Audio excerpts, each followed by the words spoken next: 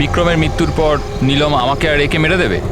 আরে রিল্যাক্স यार, রে আমার সাথেই আছে, কিচ্ছু হবে না, আমরা বাড়িতেই আসছি।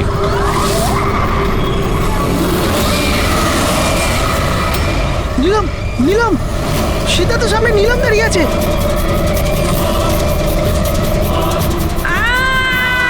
আরে ব্রেকটা মার, ব্রেকটা মার, ব্রেকটা মার।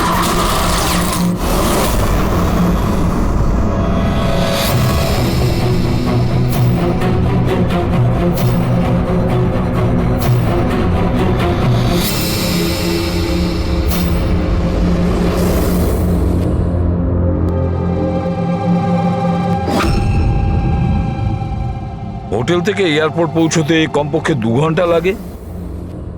ভেবে পাচ্ছি না এই 3 জনের 7 ঘন্টা কিভাবে লাগলো।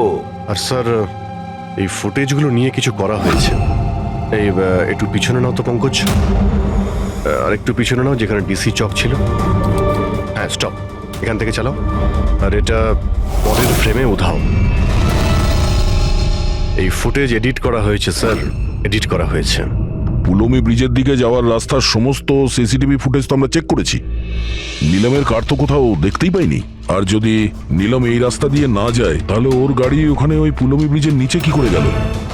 স্যার, মনে হচ্ছে নিলামের সঙ্গে ওখানেই কিছু হয়েছিল, যেখান থেকে ফুটেজে গাড়িটা উধাও হয়েছে। পুলিশের রিপোর্ট অনুযায়ী নিলামের অ্যাক্সিডেন্ট হয়েছিল 25 তারিখ সকালে 4টে থেকে 5টার মধ্যে। মানে অ্যাক্সিডেন্টটা 24 তারিখ রাত্রে হয়েছিল। যে ট্রাফিক পুলিশ ওই সময় ডিউটিতে ছিল আর সার্ভিলেন্স কপস ডিউটিতে ছিল, ওদের সাথে কথা বলতে হবে। Hello, what? এখন কোথায়? ওকে, ঠিক আছে, আমরা আসছি।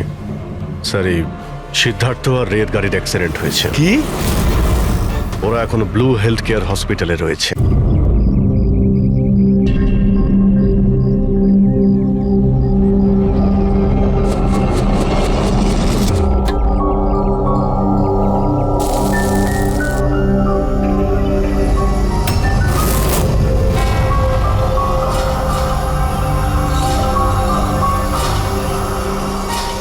কি হলো? বুঝলি সিদ্ধার্থ, এটা ভেবে অবাক লাগছে যে এতক্ষণ সময় হয়ে গেল আর কেউ আমাদের ওই ব্যাপারে কিচ্ছু জিজ্ঞেস করলো না।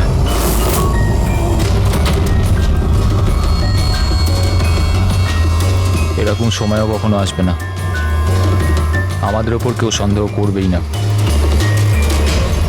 কাশিয়া, খাবার কি তৈরি হবে না আজ? হ্যাঁ, ব্যাস 5 মিনিট, অলমোস্ট ডান, রেডি হচ্ছে, ব্যাস হয়ে গেছে। বিক্রম, কেমন? আমি সিদ্ধার্থকে অনেকবার জিজ্ঞাসা করলাম যে তুমি হঠাৎ রে আর বিক্রমের সাথে 2 সপ্তাহের জন্য ছুটিতে কেন গিয়েছিলে, কিন্তু ও বলেছিল যে বিজনেসের ব্যাপার। আমার বিশ্বাস হচ্ছে না একটু। তা আশা, তুই বিক্রমকে জিজ্ঞাসা করেছিস? হ্যাঁ, জিজ্ঞাসা করেছিলাম, তার এই উত্তর দিল।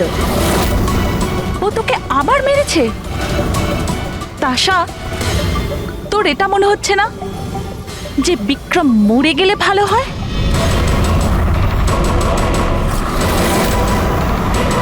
হ্যাঁ, খুব মজা হলো, হাঁপিয়ে গেলাম রে। জায়গাটা হেভি ভাই, শহর থেকে অনেকটা দূরে, বেশ ফ্রেশ খুবই লাগছে। রিফ্রেশিং লাগছে, মাঝে মাঝে আসতে হবে। ঠিক বলেছিস ভাই। গুড জব ভূমি, অ্যারেঞ্জমেন্ট দারুণ হয়েছে। Thank you sir. Hello, hello, এখানে নেটওয়ার্ক আসে না নাকি? স্যার, এখানে নেটওয়ার্ক একটু উইক আছে, আপনাকে ওইদিকে জঙ্গলের দিকে যেতে হবে। হ্যালো,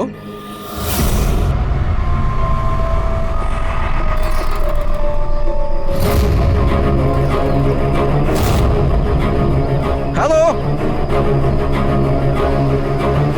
তোর নেটওয়ার্ক কেন আসছে না? হ্যালো,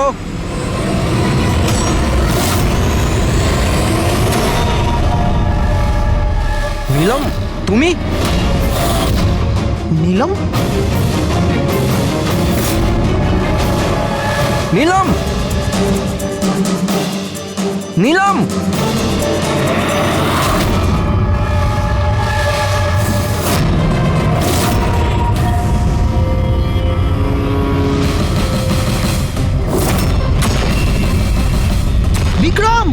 নীলামকে কে ডেকেছে? বিক্রম? ও কেন ডাকতে যাবে? কিন্তু ও এখানে কি করে এলো? ওই দেখো নীলাম। নীলাম!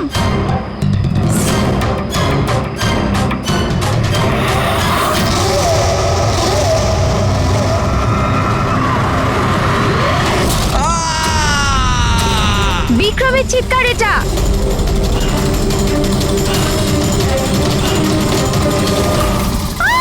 বিক্রম!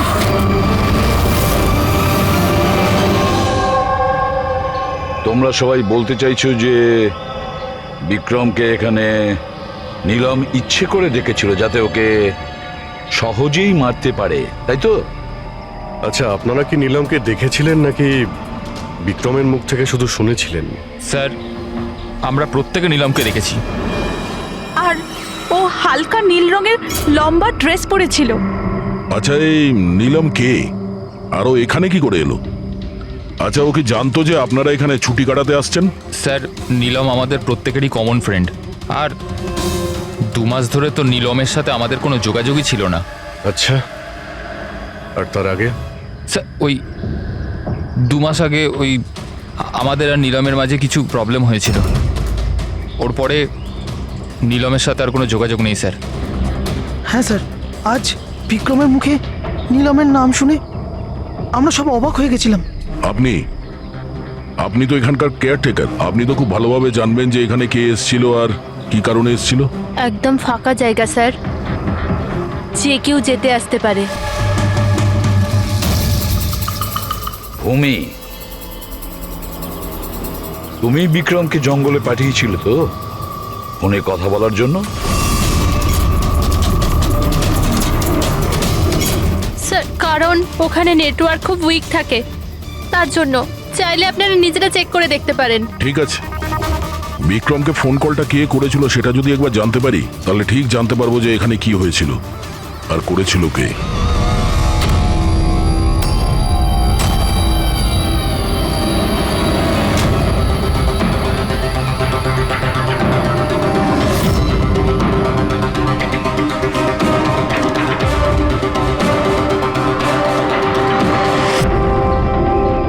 রেডি? এর উপরে ওঠো। এই নাও। কে? আমি?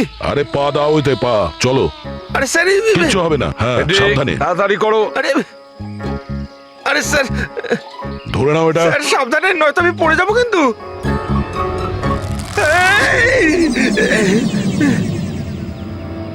স্যার, এরা হয়তো মেয়েটার নাম বলছে, কিন্তু এদের কথায় বিশ্বাস করা একটু মুশকিল।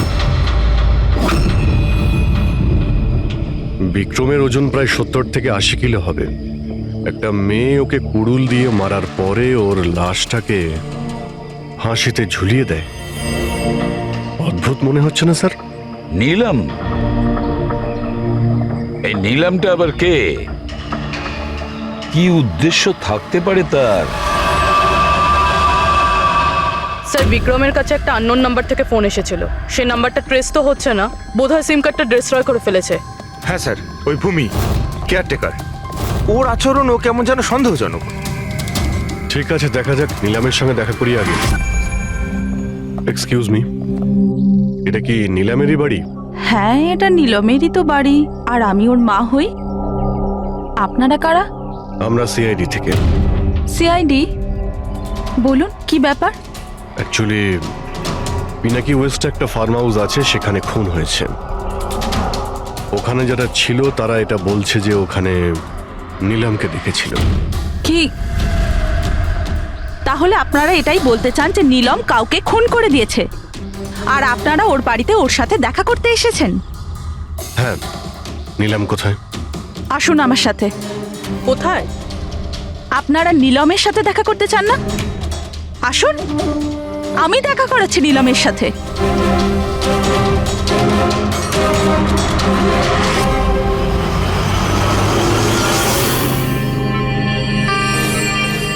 এই যে আমার নীলম, দেখছেন আপনারা এর অবস্থা? মেশিনের দ্বারা জীবিত আছে। শুধুমাত্র চোখ ছাড়া এর শরীরের কোনো অংশের কোনো প্রতিক্রিয়া নেই, আর আপনারা বলতে চাইছেন যে যে এই মেয়েটি কারোর খুন করে দিয়েছে?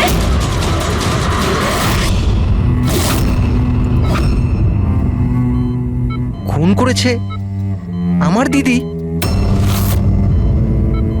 নিলামের এরকম অবস্থা কবে থেকে আর কিভাবে? গত মাস থেকে। ওর সেই গাড়ি অ্যাক্সিডেন্ট হয়েছিল, তারপর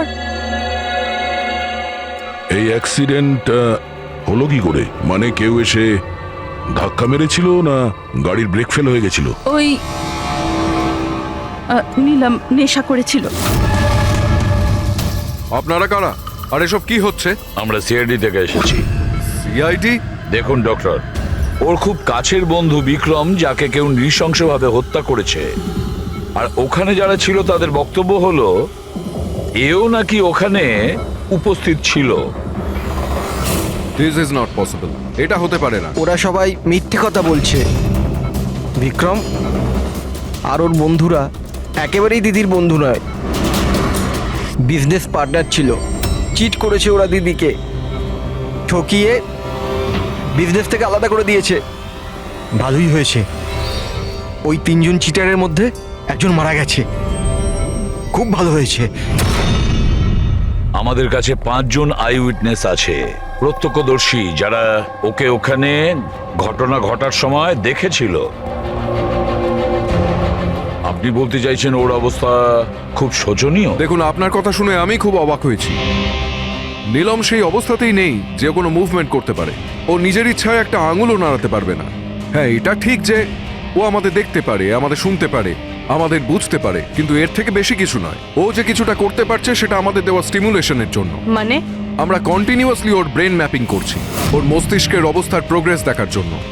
এটা জানার জন্য যে নীলমের শোনার, দেখার, শোয়ার আর স্পর্শ অনুভব করার কতটা ক্ষমতা আছে, যাতে ওর রিকভারি তাড়াতাড়ি হতে পারে।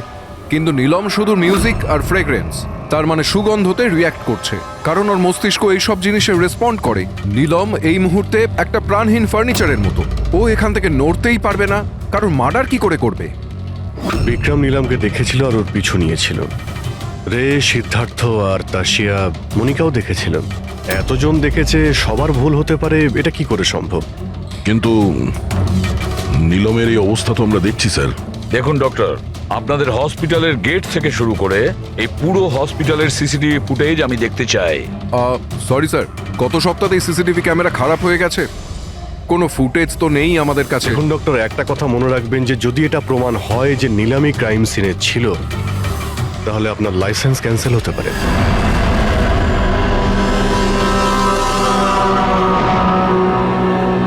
এবার ডক্টর সারিকাকে দিয়ে ওর ভালো করে এক্সামিন করাতে হবে। এই পরিস্থিতিতে দুটো ব্যাপার হতে পারে।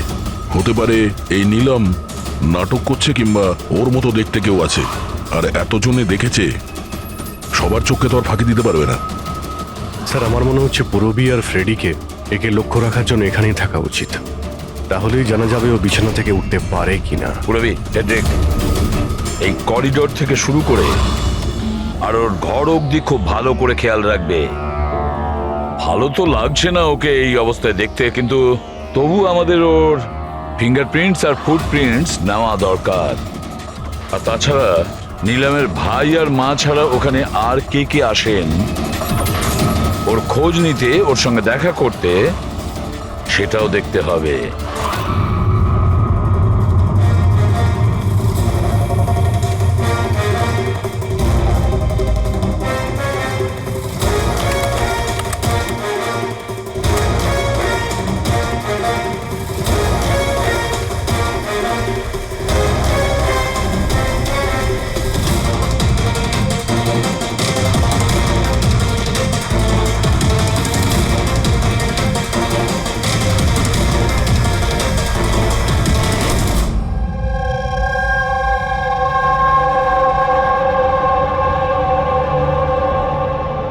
আপনারা সবাই তো নিলামের প্রতিবেশী, তাহলে আপনারা তো অবশ্যই জানবেন যে নিলামের কি কোনো যমজ বোন আছে? না স্যার।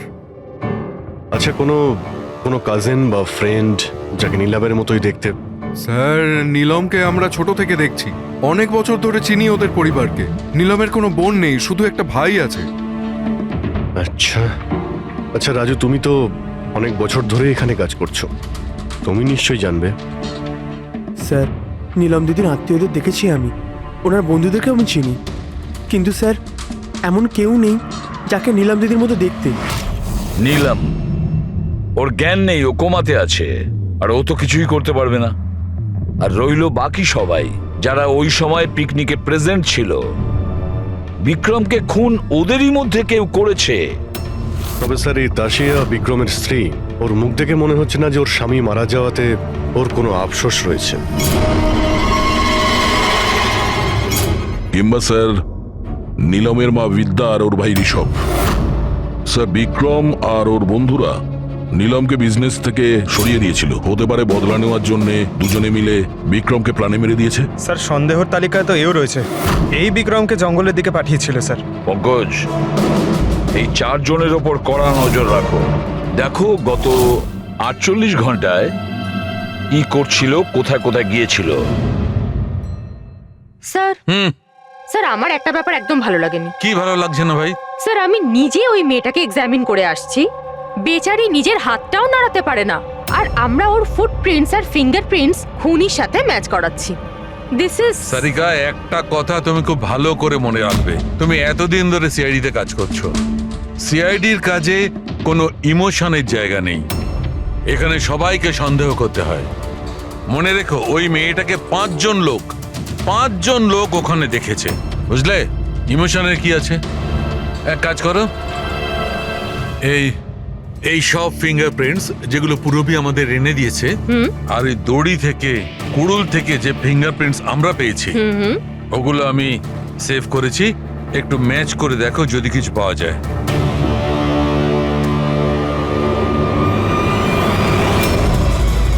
গড, এটা তো ম্যাচ হয়ে গেছে। ম্যাচ হয়ে গেছে। হসপিটালের যে ভিজিটার্স বুক আছে, সেই হিসাবে কোনো একজন ডক্টর রজত আছে যে গত 2 সপ্তাহ ধরে এই নীলমের সঙ্গে দেখা করতে আসছে। ডক্টর রজত? আচ্ছা, উনি কি সেই যিনি অ্যাস্ট্রোফিজিক্স আর প্যারানর্মাল সায়েন্স নিয়ে কাজ করছেন? হ্যাঁ শালুকে, বলো। কি নীলম ক্রাইম সিনে গিয়েছিল?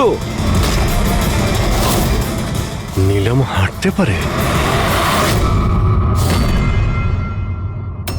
ডক্টর রজত, নীলম তো চলাফেরা করতে পারে, কারণ ক্রাইম সিনে আমরা যে ফুটপ্রিন্ট আর ফিঙ্গারপ্রিন্ট পেয়েছি সেটা তো ওর সঙ্গে ম্যাচ করে গেছে। তাহলে এই পুরো বিষয়ে আপনার কি রোল? দেখুন, আমি আপনাদের কথা অস্বীকার করছি না, হসপিটালের বেড থেকে নীলম উঠতে পারে। হ্যাঁ, ওর ফিঙ্গারপ্রিন্টস আর ফুটপ্রিন্টস অ্যাস্ট্রাল পজিশনের সাথে মিলবে কি মিলবে না, that I am not sure. Excuse me, কি বললেন আপনি? Astral, what is that mean? এক minute, astral projection? Are you joking? আমার সঙ্গে মজা করছেন না তো? নীলমের ভাই ঋষভকে আমি বলেছিলাম একটা বিশেষ মিউজিক চালানোর জন্য আর নীলমের পাশে ফুল রাখার জন্য। এই কাজটা ওর মস্তিষ্কে প্রভাব ফেলবে, ওটা তাড়াতাড়ি কাজ করতে থাকবে আর নীলম তাড়াতাড়ি সুস্থ হয়ে যাবে। এখন বুঝতে পারছি যে নীলমের মস্তিষ্ক খুব বেশি পাওয়ারফুল হয়ে গেছে, এতটা যে ও নিজেকে অন্য কোথাও প্রজেক্ট করতে পারে। ও নীলম নয়, ওর অ্যাস্ট্রাল প্রজেকশন। এক মিনিট, আপনি বলছেন যে ওর প্রজেকশন অন্য জায়গায় করতে পারবে? এটা কিভাবে সম্ভব? দেখুন, অ্যাস্ট্রাল প্রজেকশনকে যদি খুব সাধারণভাবে আপনাকে বোঝাই তাহলে সেটা এইভাবে। দেখুন, যেমন মরার পরে মানুষের আত্মা তার শরীর থেকে আলাদা হয়ে যায়, ঠিক একই রকম জীবিত মানুষের চেতনাকেও ফিজিক্যালি বাইরে বের করা সম্ভব। আর যেমন আমি বুঝি যে নীলমের কেসেও এরকমই কিছু হয়েছে। দেখুন ডক্টর রজত, সায়েন্সে এমন কোনো প্রমাণ নেই যাতে এই কথাটা কনফার্ম হতে পারে যে শরীর থেকে আত্মাটাকে বাইরে বার করা যায়। আর আপনার থিওরি অনুযায়ী একটা 40-45 কিলো ওজনের একটা মেয়ে যে কোমায় রয়েছে, সে একজন 85 কিলো ওজনের একটা লোককে দড়িতে ঝুলিয়ে দিয়েছে। তার মানে আপনারা আমার কথা বিশ্বাস করছেন? তাহলে আপনারাই বলুন, এক হাত পায়ে অক্ষম মেয়ে যে হাসপাতালের বেডে পড়ে আছে, সে একই সময় দুটো আলাদা আলাদা জায়গায় কিভাবে থাকতে পারে? থ্যাংক ইউ ভেরি মাচ, সেটা আমরা খোঁজ নিয়ে নিচ্ছি।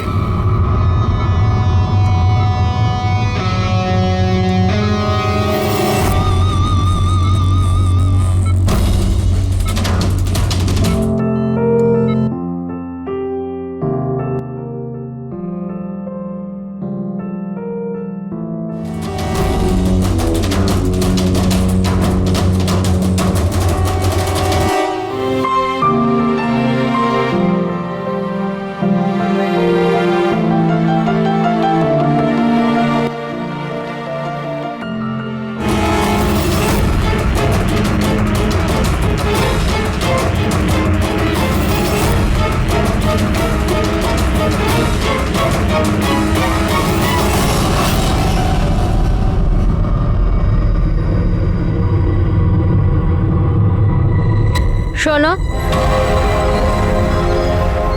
আমি তোমাকে কিছু বলতে চাই।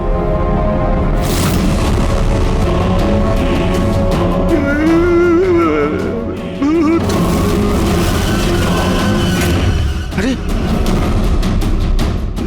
এই মাত্র তো ছিল।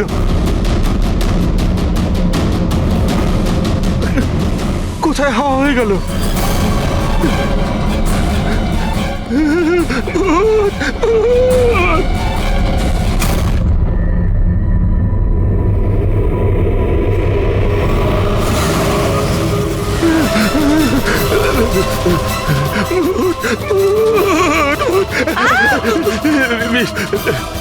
ওখানে ভূত।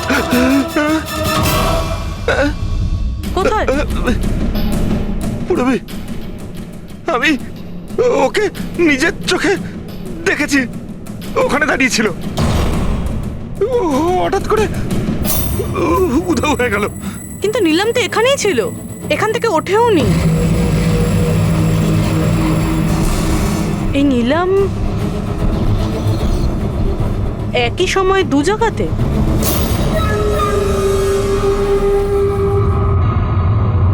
স্যার, আমি নিজের চোখে দেখেছি নীলমের আত্মা দাঁড়িয়েছিল এই করিডোরেই। স্যার, ও ওর রুমেই ছিল। ঋষভ মিউজিক অন করে ফুল রেখে শুতে চলে গেছিল। এরকম প্রথমবার হয়নি স্যার, আমি দেখেছি। স্যার, ওর বডি এখানেই থাকে আর ও বাইরে ঘুরে বেড়ায়। দেখলেন, আমি আপনাদের আগেই বলেছিলাম মিউজিক আর ফুলের জন্য ওর নার্ভের সক্রিয়তা বেড়ে যায়, আর সেই অবস্থায় ওর আত্মা শরীরের বাইরে চলে যায়। Astral projection. Astral projection? হ্যাঁ। ঋষভ, ভেতরে যাও, গিয়ে মিউজিক চালাও, যেটা তুমি তোমার বোনকে শোনাও, আর ওই ফুল সেটাও রাখো। হ্যাঁ স্যার। এবারে দেখবো।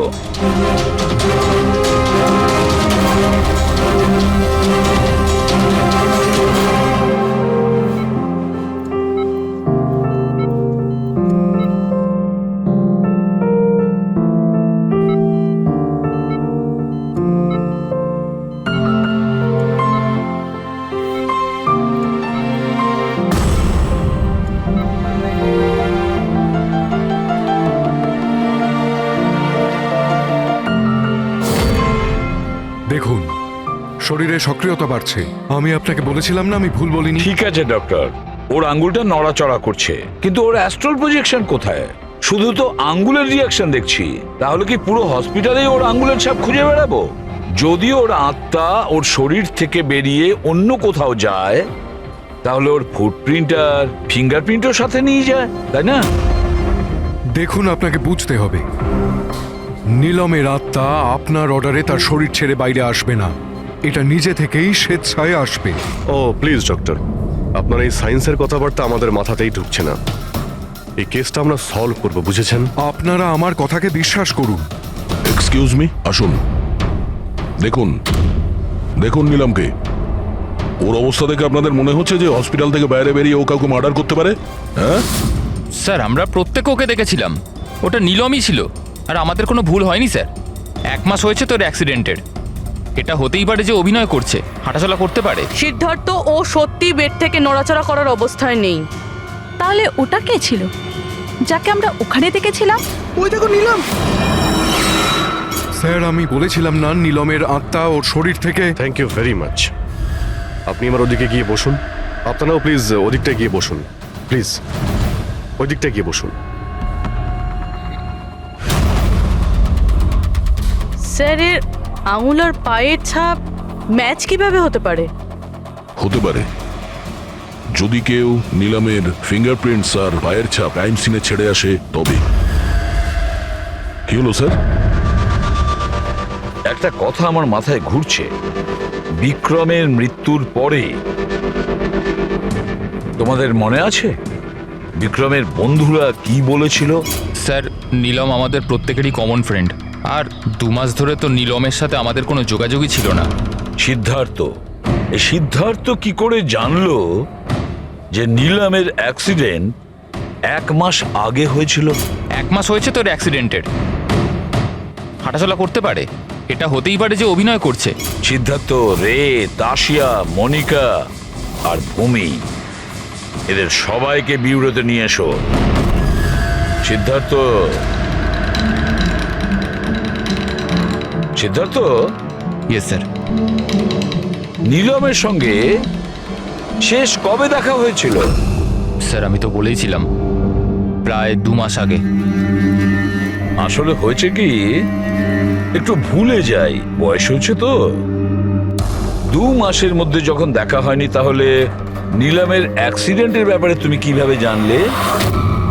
স্যার ঠিকঠাক তো মনে নেই, কিন্তু কথায় কথায় বিক্রমই বলেছিল আমাকে। তোমরা বিজনেস পার্টনার ছিলে, তাই ও মারা যাওয়াতে সব থেকে বেশি লাভ তো তোমাদেরই হয়েছে।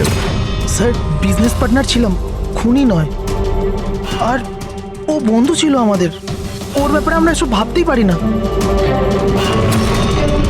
যদি লাভের কথা বলেন তো বিক্রমের মৃত্যুর লাভ তো সবচেয়ে বেশি ওর ওয়াইফ তাসিয়ারই হয়েছে। বিক্রমের মৃত্যুর পর আপনার প্রতি হওয়া অত্যাচার কমে গেল, এটা ছাড়া আর কোনো সুবিধা পেয়েছেন আপনি? হ্যাঁ, বিক্রম চলে যাবার পর আমার আর ভয় লাগে না, আর আমি বেশ ভালোই আছি। কিন্তু আমি বিক্রমকে মারিনি। নীলমকে চেনেন আপনি? আমি নীলমকে একদমই চিনি না। 25শে জুলাই যেদিন নীলামের অ্যাক্সিডেন্ট হয়, সেই সময় তোমরা কোথায় ছিলে? স্টার ক্লাব, বিকেসি, তারপর আমরা এয়ারপোর্ট গেছিলাম স্যার। সিদ্ধার্থ, তোমার স্মৃতিশক্তির প্রশংসাই করতে হয়।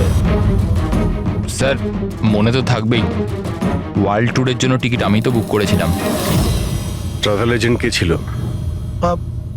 সাইমা ট্রাভেলস। যেই বাংলোতে আপনি ছুটি কাটাতে গিয়েছিলেন, ওখানে যাওয়ার আগে আপনি ওখানে 2-3 বার গিয়েছিলেন। কি করতে গিয়েছিলেন? আমি এটাই দেখতে গিয়েছিলাম যে ওখানে কেমন সব ব্যবস্থা, ওটাই দেখাচ্ছিল। ভূমি, আপনি বিক্রমকে বাংলোর পিছনে এইটা বলে পাঠিয়েছিলেন ওখানে নেটওয়ার্ক আসে, কিন্তু এটা সত্যি না, আমরা চেক করেছি। দেখুন ম্যাডাম, ওরা অনেক বড় লোক, আমার ওদেরকে মেরে কি লাভ হবে? আর আপনি শুধু শুধু আমাকে এইসবে টানছেন। ম্যাডাম আমি কিছু করিনি। তাহলে বিক্রমের মৃত্যুর আগে, একদিন আগে হসপিটালের বাইরে কি করছিলেন? আমার ভাইয়ের দোকান আছে, ওখানে দেখা করতে গেছিলাম। আর মনিকা, আপনার কি বক্তব্য? আমি নীলমের ব্যাপারে কিছু জানি না, তাছাড়া আমার হাজবেন্ড আমাকে বেশি কিছু বলে না, তাই এসব ব্যাপারে আমার কিছু যায় আসে না। স্যার এই 5 জনের মধ্যে বিক্রমের খুন যেই করুক, কিন্তু বিক্রমের খুন আর নীলমের যে অ্যাক্সিডেন্ট, এদের মধ্যে কোনো না কোনো সম্পর্ক তো আছে স্যার। রাইট। এটা অ্যাস্ট্রাল প্রজেকশনের ব্যাপার নাকি যমজের, কিন্তু এটা তো শিওর যে এদের মধ্যে কেউ আছে যে নীলমের এই অবস্থার সুযোগ নিচ্ছে। নীলমের অ্যাক্সিডেন্ট পালোমি ব্রিজে 25শে জুলাই হয়েছিল, আর পুলিশ খবর পায় ওই দিন সকালে 4টে থেকে 5টার মধ্যে। এটা খোঁজ নিতে হবে যে ওই 3 জন, বিক্রম, সিদ্ধার্থ আর রে, 25শে জুলাই কোথায় ছিল, আর কে নীলমের অ্যাক্সিডেন্টের ব্যাপারে প্রথম জানতে পারে। আর হ্যাঁ অভিজিৎ, ওই সাইমা ট্রাভেলস, ওখানেও ভালো করে জিজ্ঞাসাবাদ করো। পুরবি, আজকে রাত্রে এই হসপিটালেই থাকো, কিন্তু একটা কথা মনে রেখো, ওই রুমে আজ না কোনো মিউজিক বাজবে, না কোনো ফুল থাকবে। শুধু এটা খেয়াল রাখতে হবে যে নীলমের শরীর থেকে নীলম বাইরে কিভাবে যায়। বিক্রম, রে, সিদ্ধার্থ, এদেরকে আপনি অবশ্যই চেনেন। ওদের ওয়ার্ল্ড ট্যুরের টিকিট তো আপনিই বুক করিয়েছিলেন না? হ্যাঁ স্যার। স্যার ওরা খুব অদ্ভুত লোক। স্যার প্রথমে ওরা দিল্লি যেতে চেয়েছিল, বুকিংও হয়েছিল, কিন্তু হঠাৎ করে বললো যে 3-4 ঘন্টার মধ্যে জোগাড় করে দাও, ওয়ার্ল্ড ট্যুরে বেরোবো। দেখুন, ডিটেলে বলুন আপনাদের কি কথা হয়েছিল। হ্যাঁ স্যার। ওই অ্যাক্সিডেন্টের ব্যাপারে কি করে জানলেন আপনারা? স্যার সকাল 4টের সময় আমাদের কাছে খবর এসেছিল যে একটা গাড়ি ব্রিজ থেকে নিচে পড়ে গেছে। আমি আমার টিম নিয়ে এখানে পৌঁছই আর ওই মেয়েটাকে গাড়ি থেকে বাইরে বের করি। কিন্তু স্যার অবাক হওয়ার বিষয় হলো এটাই যে এত ভয়ঙ্কর অ্যাক্সিডেন্টের পরেও মেয়েটার শ্বাস চলছিল। তদন্ত করে কি জানতে পেরেছেন? এটা কোনো অ্যাক্সিডেন্ট ছিল নাকি কেউ জেনে শুনে কাজটা করেছিল? অ্যাক্সিডেন্ট ছিল স্যার। মেয়েটাকে নেশাগ্রস্ত অবস্থায় গাড়িতে পাওয়া গেছে। কিন্তু স্যার অবাক হওয়ার মতো বিষয় এই যে সিসিটিভি ফুটেজে না মেয়েটাকে দেখা গেছে, না মেয়েটার গাড়িটাকে। ও যে এখানে কি করে পৌঁছলো সেটা কিছুতেই বুঝতে পারছি না। আচ্ছা, অ্যাক্সিডেন্ট তো 1 মাস হয়ে গেছে, কিন্তু এর ফুটেজ তো পেয়ে যাবো। একটা কাজ করো, এই 24 জুলাইয়ের রাতে ক্লাব ভিস্টা থেকে এয়ারপোর্ট যাওয়ার মধ্যে যতগুলো সিসিটিভি ক্যামেরা আছে সবগুলোকে চেক করো। আর হ্যাঁ, ওই হাইওয়েরও নিয়ে নাও যেটা পুলমি ব্রিজের দিকে যায়, যেখানে নিলামের কারের অ্যাক্সিডেন্ট হয়েছিল। স্যার 25শে জুলাই রাতে বিক্রম স্যার ফোন করেছিল। স্যার উনি বললেন যে ওনারা 3 জনে ওয়ার্ল্ড ট্যুরে যাবেন, এই জন্য নেক্সট ফ্লাইটেই টিকিট বুক করে দিতে। স্যার আমার খুব অদ্ভুত লেগেছিল ব্যাপারটা, কিন্তু স্যার ওনার কথা থেকে এটা মনে হচ্ছিল যে কিছু তো একটা গড়বড় চলছে। I see. বুঝতে পারছি না নীলমকে সবাই সব জায়গায় দেখতে পাচ্ছে কি করে, যখন ও নিজের বিছানা থেকেই উঠতে পারছে না। হ্যাঁ স্যার, আমি এখানেই আছি, আর নীলমও আমার চোখের সামনে আছে, ওইভাবেই বিছানায় শুয়ে। আর এই নীলমের মতন দেখতে মেয়েটাকেও দেখতে পাইনি, সব কিছু নর্মাল। কামন ইয়ার মনিকা, তোমার কি মনে হয় বিক্রমের মৃত্যুর পর নীলম আমাকে আর রেকে মেরে দেবে? আরে রিল্যাক্স ইয়ার, রে আমার সাথেই আছে, কিচ্ছু হবে না, আমরা বাড়িতেই আসছি।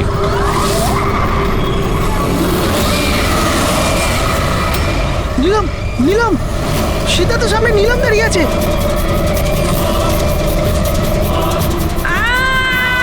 আরে ব্রেকটা মার, ব্রেকটা মার, ব্রেকটা মার।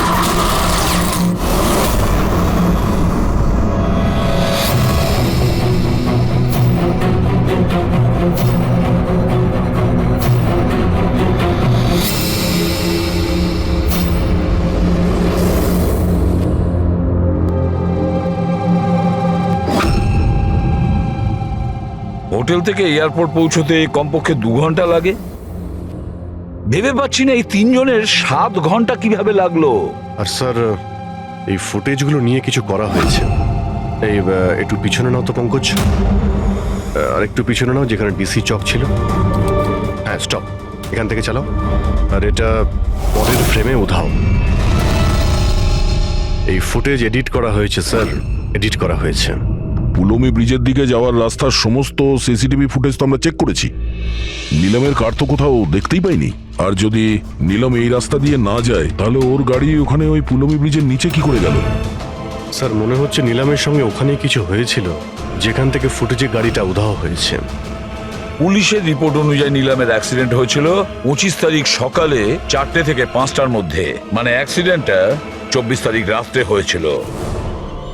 যে ট্রাফিক পুলিশ ওই সময় ডিউটিতে ছিল আর সার্ভিলেন্স কপস ডিউটিতে ছিল, ওদের সাথে কথা বলতে হবে। Hello, what? এখন কোথায়? ওকে, ঠিক আছে, আমরা আসছি।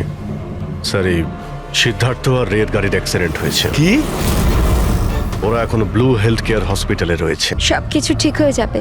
দেখুন, জানি না। আমরা আমাদের তরফে সম্পূর্ণ চেষ্টা করেছি, কিন্তু এখন পেশেন্টকে বাঁচানো খুব মুশকিল। কি হলো? কিভাবে অ্যাক্সিডেন্ট হলো? কি করে মানে? এই সব নীলমের জন্যই হয়েছে, এইসব নীলম করেছে। এটা আপনি কি করে জানলেন? আমি ফোনে শুনেছিলাম, রে সিদ্ধার্থকে বলল যে সামনে রাস্তায় নীলম দাঁড়িয়ে আছে। নীলম, সিদ্ধার্থ সামনে নীলম দাঁড়িয়ে আছে। ওরা দুজনেই খুব ভয় পেয়ে গেছিল। পুরবি তুমি নিলামের কাছেই ছিলে তো? স্যার, স্যার নীলম হসপিটালেই ছিল, ওর বাইরে যাওয়ার প্রশ্নই ওঠে না। আপনাকে এই অ্যাক্সিডেন্টের খবর কে দিয়েছে? 12:30টার সময় কারো ফোন এসেছিল, কিন্তু ফোনেতে নিজের নামটাও বলেনি। আমরা যখন অ্যাক্সিডেন্ট স্পটে পৌঁছলাম, কারটা তখন পাল্টি মেরে রাস্তার নিচে পড়েছিল। ভেতরে সিদ্ধার্থ রক্তে মাখামাখি হয়েছিল, আর রের শরীরটাও জানলা দিয়ে অর্ধেক ঝুলেছিল। এক কাজ করি, সিদ্ধার্থ আর রে দুজনের মেডিকেল রিপোর্ট আর ওই গাড়িটাকে নিয়ে ফরেন্সিক ল্যাবে পাঠিয়ে দাও। এখানে সব জায়গায় পুলিশ প্রহরা আছে স্যার, সব বন্দোবস্ত হয়ে গেছে স্যার। Very good. আর আশপাশের সমস্ত রাস্তায় ব্যারিকেড লাগিয়ে দাও, ঠিক আছে? কেউ যেন আসতে যেতে না পারে। Over and out. একটা গাড়িও যেন এদিক দিয়ে না যেতে পারে। হ্যাঁ স্যার। যারা হেঁটে হেঁটে যাবে তাদের বলে দাও অন্য রাস্তা দিয়ে যেতে। কাল সকালবেলা এখান দিয়ে ভিআইপির একটা বড় কনভয় যাবে, আর ভেতর থেকে আমরা খবর পেয়েছি যে ওই কনভয়ের মধ্যে একটা গন্ডগোল হতে চলেছে। কারোর ওপর যদি একটু সন্দেহ হয়, সঙ্গে সঙ্গে আমাকে জানাবে। সব সিসিটিভি ক্যামেরা জাজ হয়ে গেছে, সব ঠিকঠাক কাজ করছে। গুড।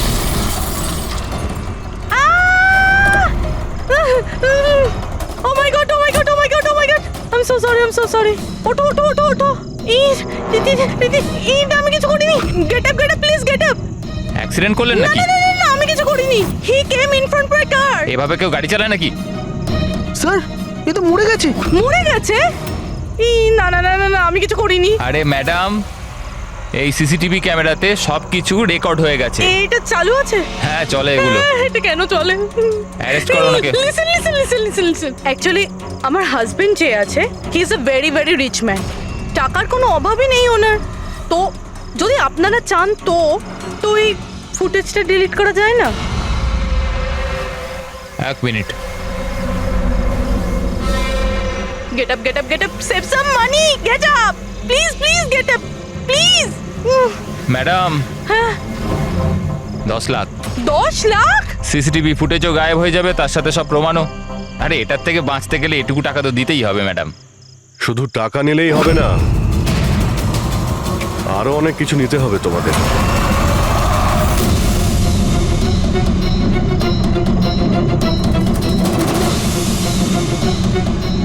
স্যার, তোমরা জানো তোমাদের ডিউটি আজকে এখানে কেন ছিল?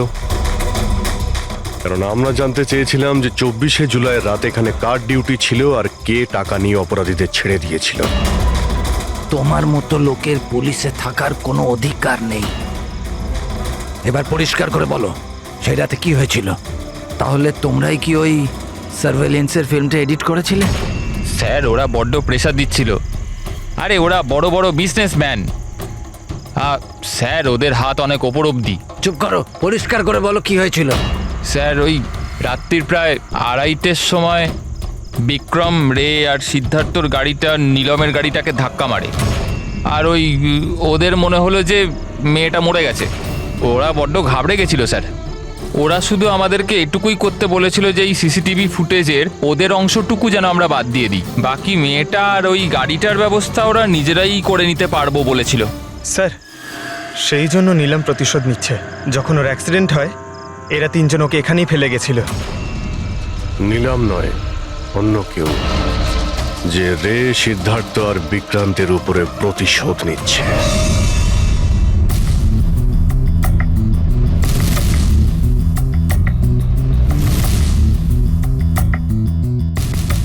অভিজিৎ, নীলমের শরীর থেকে তার বাইরে যাওয়া পসিবল নয়। অ্যাস্ট্রাল প্রজেকশন সেটা তো আমরা ধরছিই না। আর পুরবি তো দেখেছে, পুরবি ওখানে ছিল, আর ও তো বলছিল যে নীলম ওখান থেকে নড়েইনি। তাহলে বুঝে উঠতে পারছি না যে সিদ্ধার্থ আর রে এরা দুজনে নীলমকে রাস্তায় কিভাবে দেখলো। এক মিনিট এই নীলম একই সময় নিজের রুমে আর হসপিটালের করিডোরেও তো দেখা গিয়েছিল। 1 মিনিট বস, এই যে গাড়িটা নীলমকে হঠাৎ দেখে ঘাবড়ে গিয়ে উল্টে যায়নি, বরং এই গাড়িটাকে অ্যাক্সিডেন্ট করানো হয়েছে। এত জোরে ধাক্কা মেরেছে যে ওদিকে দরজাটা তো পেরিয়ে গেছে। ইচ্ছে করে জেনে বুঝে কোনো গাড়ির সঙ্গে এটাকে ধাক্কা লাগানো হয়েছে।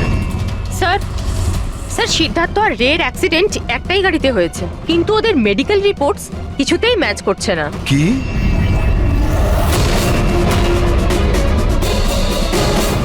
হ্যাঁ বস,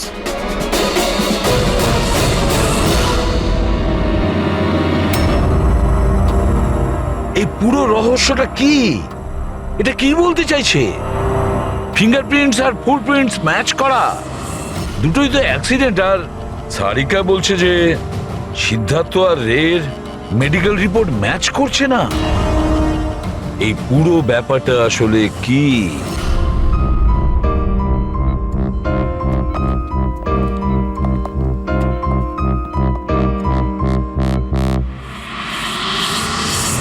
যে বিক্রমকে খুন করেছে আর সিদ্ধার্থ আর রের এই অবস্থা করেছে, এই সব কাজ নীলামের নয়, অন্য কারোর।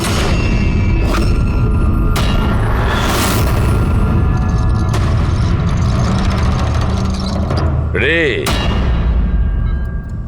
রে তোমার যেখানে অ্যাক্সিডেন্ট হয়েছিল সেখানে সিআইডির অফিসাররা গিয়েছিল। আর তাছাড়া তোমার গাড়ির কন্ডিশন আর তোমাদের মেডিকেল রিপোর্টও চেক করা হয়েছে। ওটা খুব সাংঘাতিক অ্যাক্সিডেন্ট হয়েছিল। দেখো সিদ্ধার্থর কিরকম অবস্থা।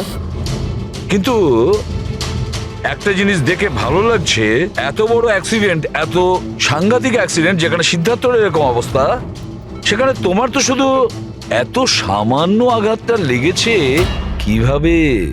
আচ্ছা, এই অ্যাক্সিডেন্টটা হলো কিভাবে? আসলে ওই আমি রাস্তাতে আমি নীলমকে দেখেছি, আর এই কথাটাই আমি সিদ্ধার্থকে বলেছি। ওই ভয় পেয়ে গাড়ি টার্ন করতে গেল, গাড়ি স্পিডে ছিল তো কন্ট্রোল হলো না, আর গাড়ি উল্টে গেল। না না না না না, মিথ্যে কথা বলছো তুমি। তোমার গাড়ি উল্টে যায়নি, অন্য গাড়ি এসে তোমাকে ধাক্কা মারে। কে?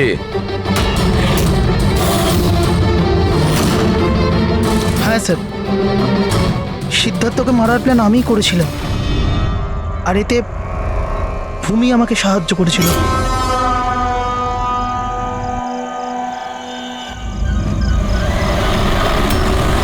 আরে ব্রেকটা মার, ব্রেকটা মার, ব্রেকটা মার!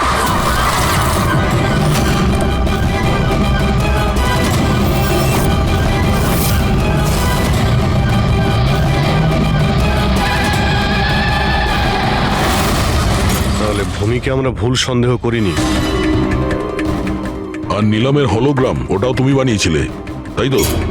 নিলাম একই সময় নিজের রুমে আর হসপিটালের করিডোরেও তো দেখা গিয়েছিল। এটা শুধু একটা কারণেই ঘটতে পারে, শুধু একটা কারণে। 3D হলোগ্রাম মানে নিলাম ছিল না, নিলামের ফটো ছিল। হ্যাঁ স্যার, ওই হলোগ্রাম আমি বানিয়েছিলাম, কিন্তু নীলমকে এই অবস্থায় পৌঁছানোর দায়ী আমি নই স্যার।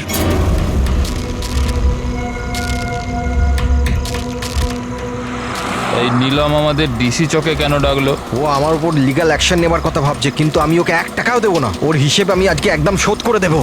আরে কি করছিস বিক্রম? ও বন্ধু আরে আমাদের। উড়িয়ে দে এটাকে বিক্রম। আরে সিদ্ধার্থ, তুই চুপ করে বস না। না বিক্রম, না না না বিক্রম। আমি বিক্রমকে আটকানোর চেষ্টা করেছিলাম, কিন্তু স্যার বিক্রম আমার একটা কথাও শুনলো না। আমি নীলমকে বাঁচাতে চাইছিলাম স্যার, ওকে হেল্প করতে চাইছিলাম, কিন্তু এই দুজনে আমাকে কিছু করতে দেয়নি। ও আমাদের বন্ধু ছিল স্যার, কিন্তু আমিও টাকার লোভে পড়ে গিয়ে সিদ্ধার্থ আর বিক্রমের সাথে মিলে নীলমের সাথে বেইমানি করলাম স্যার। ওকে বিজনেস থেকে বের করে দিলাম, আর ওকে মরার জন্য ছেড়ে দিয়ে আমরা 3 জন ওয়ার্ল্ড ট্যুরে চলে গেছিলাম।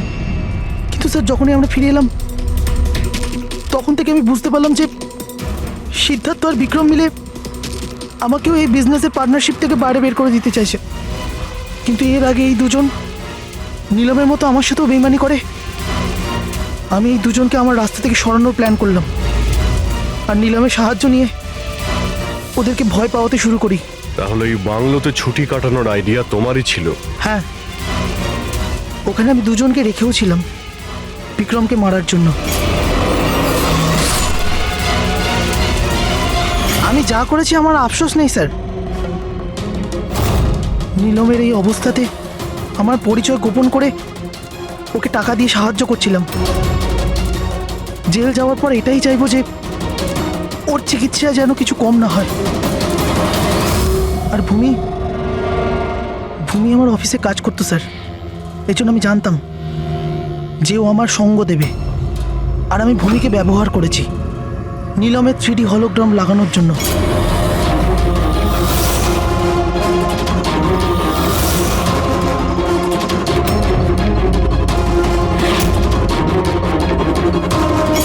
তুমি আর ভূমি যা করেছো সেটা অন্যায়। আইন তোমাদের কোনোদিন ক্ষমা করবে না, কঠোরতম শাস্তি হবে তোমাদের।